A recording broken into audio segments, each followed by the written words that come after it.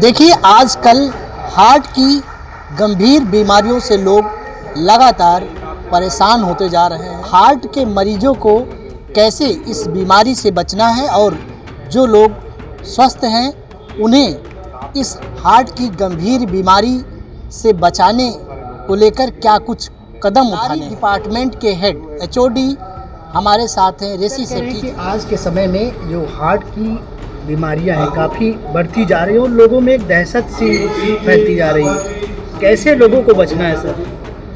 देखिए, दहशत करने का तो कोई इसमें किसी भी सोसाइटी को या किसी भी इंसान को ज़रूरत नहीं है। दहशत करने से ज़्यादा इम्पॉर्टेंट है सचेत रहें, अपनी हेल्थ के लिए सचेत रहें। उस समय हेल्थ के लिए सचेत रहें जिस समय आपको कार्डियक डिजीज़ नहीं है, क्योंकि जब आप अपनी नॉर्मल दिनचर्या में सचेत होंगे अपनी हेल्थ के प्रति, तो वो फिर हेल्थ इतनी बुरी होगी नहीं कि डिज़ीज़ का फॉर्म ले ले। डिज़ीज़ होने के बाद तो आपके पास कोई ऑप्शन नहीं है, आपको सीधे जो भी मेडिकल क्लोजेस्ट आपकी हॉस्पिटल है वहाँ जाना है, ट्रीटमेंट लेना है। लेकिन अपने स्वास्थ्य का ख्याल रखने के लिए आपको 4 जो हार्ट के सबसे बड़े दुश्मन हैं, डायबिटीज़, ब्लड प्रेशर, तंबाकू टोबैको कंजम्पशन और हाई कोलेस्ट्रॉल ब्लड में, इन चारों को नियंत्रित रखना है।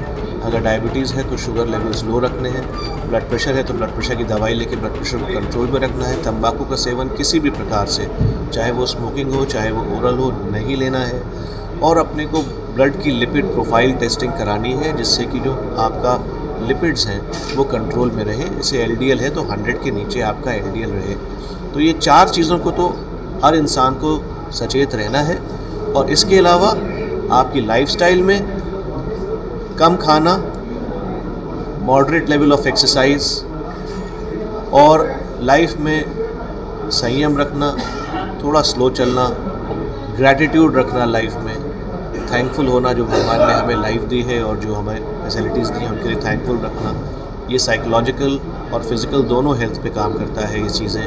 और इससे हम अपनी इन 3 चीज़ों से और प्लस अपने रिस्क फैक्टर्स को कंट्रोल करेंगे तो हमें कार्डियक डिजीज़ होने की संभावना कम रहेगी।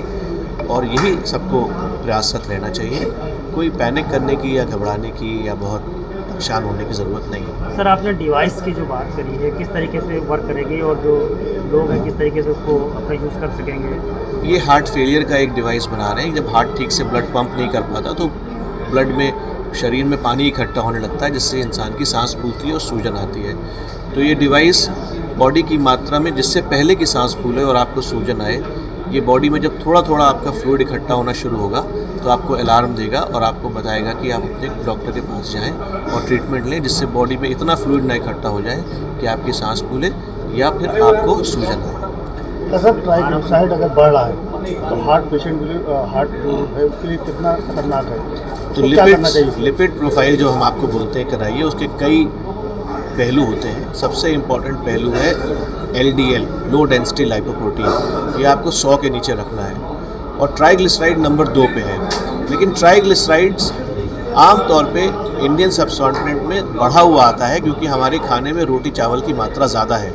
जिन लोगों में डायबिटीज़ होती है उनमें ये और बढ़ा हुआ आता है। इसकी नॉर्मल रेंज तो करीब 150 की है, लेकिन इंडियंस में आम तौर पे ये 180, 200, 250 की रेंज में मिलता है। इसको कंट्रोल करना बहुत मुश्किल नहीं है। अगर केवल हम अपने खाने से अगर चीनी की मात्रा को कम कर देंगे और खाने में कार्बोहाइड्रेट्स को कम कर देंगे और मॉर्निंग इवनिंग वॉक शुरू कर देंगे तो ट्राइग्लिसराइड्स अपने कंट्रोल में आ सकते हैं बिना दवाइयों के। अगर नहीं आ रहे हैं तो फिर उनके लिए दवाइयाँ हैं। सर, अगर कंट्रोल नहीं होता तो कितना खतरनाक हार्ट है? सबसे खतरनाक LDL होता है, ट्राइग्लिसराइड्स उसके बाद नंबर 2 पे होता है। लेकिन मेन टारगेट हमारा हार्ट डिजीज़ को ठीक करने के लिए LDL है, ट्राइग्लिसराइड नहीं है। सर, जो मार्केट की हरी सब्जियां हैं, जहरीली सब्जियां हैं, कितना इफेक्टिव करती हैं हार्ट को? देखिए, हार्ट तो एक पार्ट है, लेकिन अगर आप कोई भी सब्जी जिसमें कि पेस्टिसाइड्स या केमिकल यूज़ किए गए हैं वो आपको पूरी बॉडी को खोखला करने के लिए, चाहे वो कैंसर का रिस्क हो, चाहे वो और प्रकार का न्यूरोलॉजिकल का डिजीज़ हो, ये रिस्क होता है। हार्ट से इसका डायरेक्ट रिलेशनशिप तो नहीं देखा गया है, लेकिन जब पूरे बॉडी की ही उसको खोखला करेंगी तो फिर हार्ट पे भी अफेक्ट करेगी। सर, ये जो आर्टरी ब्लॉकेज की बात होती है, डॉक्टर अक्सर डरा देते हैं तो ये 80% बंदे 3 आर्टरी हैं, तीनों में इतना है।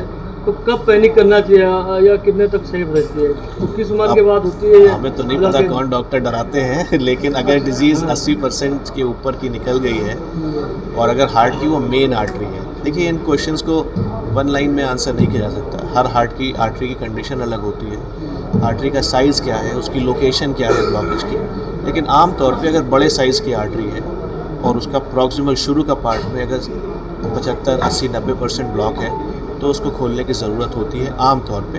लेकिन ये हर केस बाय केस डिसाइड होता है कि किस आर्टरी की किस नस को, किस लीजन को खोलना चाहिए या किसको दवाई पर रखना चाहिए। ये केस बाय केस डिसीजन होता है। सर देख रहे हैं कि जो हार्ट का पेशेंट होता है और अक्सर देखा है कि हार्ट की बीमारी एक महंगा इलाज हो गया है, तो वहाँ तक पहुँच पाना भी गरीबों के लिए बड़ी मुश्किल है।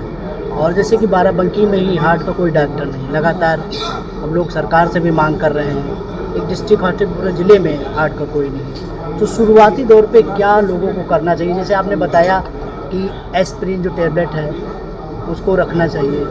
देखिए, जहाँ तक हार्ट डिजीज़ की जो फैसिलिटीज़ हैं बढ़ाने की बात है, उसमें तो आज का ही प्रयास अगर आप देखेंगे तो माननीय सांसद जी भी हैं, माननीय विधायक जी भी हैं, हम लोग सब ये प्रयासरत हैं कि बाराबंकी में और भी ऐसी जो जगहें हैं वहाँ पे फैसिलिटीज़ और डॉक्टर्स बढ़ाएं। वो कब बढ़ेंगी उसका कैसे निर्णय होगा, लेकिन हम लोग सब प्रयासरत हैं उसके लिए और ज़रूर इसका कोई ना कोई सलूशन निकलेगा। कॉस्ट धीमे धीमे कम होती जा रही है। आयुष्मान भारत के आने के बाद बहुत सारे ऐसे लोग जो नहीं कर सकते थे वो कर लेते हैं। आजकल कॉस्ट के लिए इलाज ना हो ऐसा बहुत रेयर हो गया है। हमारे यहाँ तो कोई भी ऐसा पेशेंट नहीं आता जो कॉस्ट के अभाव में इलाज ना करा पाए।